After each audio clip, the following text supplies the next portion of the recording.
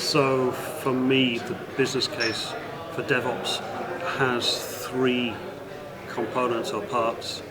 The first one is about getting the terminology right, because the word DevOps in itself doesn't mean very much to people outside technology.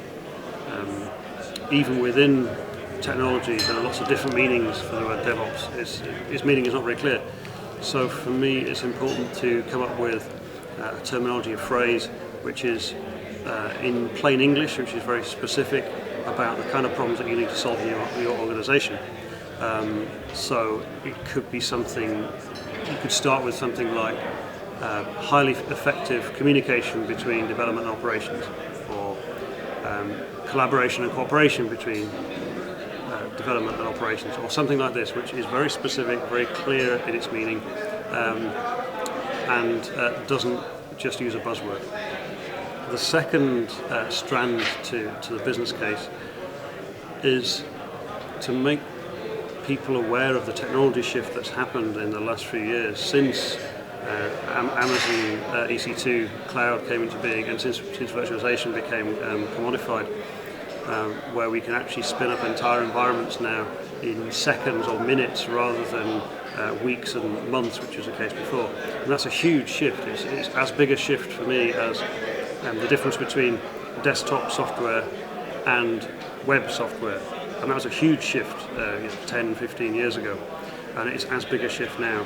And so the kind of skills that are needed and the way in which we need to work with different technologists in an organization needs to change as well to cope with that.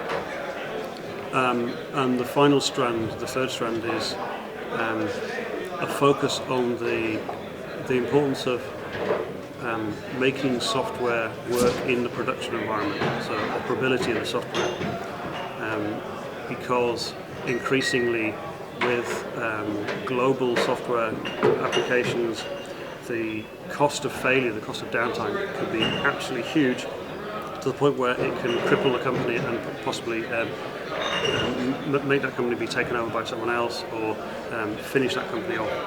At the very least, it can be very embarrassing and cost an awful lot of money.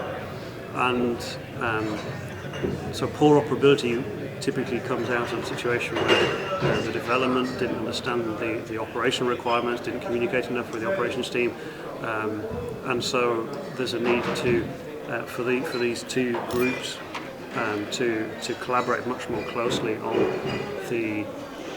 on the requirements for operating the system, and to make sure that those requirements are fed into the development process much sooner than they typically have been in the past. So those three come together for me as three ways of making the business case.